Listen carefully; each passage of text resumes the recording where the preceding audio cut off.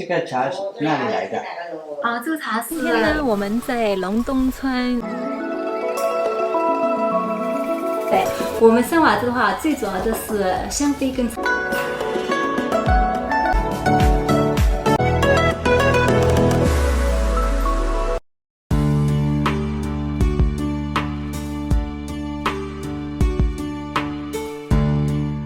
Akkam jirtu daawwattoota maatii naaf deelii har'a immoo waa'ee shaayii fi gosoota shaayii meeqa beektu kan jedhu isiniif qabadhee dhufeera.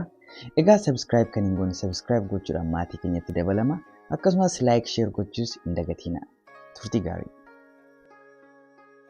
Biyya Chaayinaa keessatti shaayii dhuguun akka aadaatti ilaalama. Akkasumas Chaayinaa keessatti beekamaa ta'uu isaarraan alatis faayidaa hedduu kan qabudha. Addunyaa guutummaattis dhugaatii baay'ee jaallatamaadha. Shaayiin Chaayinoota gosoota hedduu kan qaban yoo ta'u, innis sadarkaa fi qophii isaan irratti garaagarummaa hin qabaatu.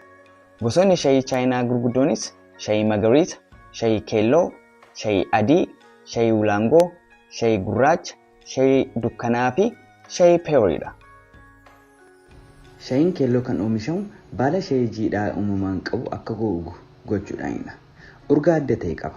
Shaayii diimaa wajjinis wal fakkaata garuu mi'aayinni shaayiin isaa shaayii magariisaa fi adii wajjin walitti dhiyaata.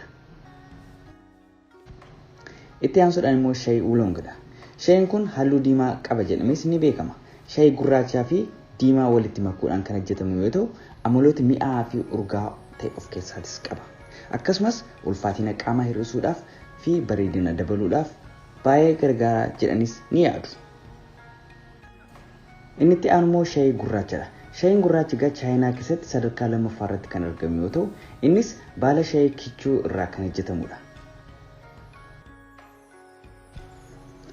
Egaa kan itti aanu immoo shaayii dukkanaa yookiin immoo dark tea kan jedhamee beekamudha. Gosti shaayii kanaa kun jaarraa 16ffaa keessatti magaalaa Anhui bulchiinsa magaalaa Wunaan keessatti kan argame akka ta'e ragooleen tokko tokko ni mul'isu.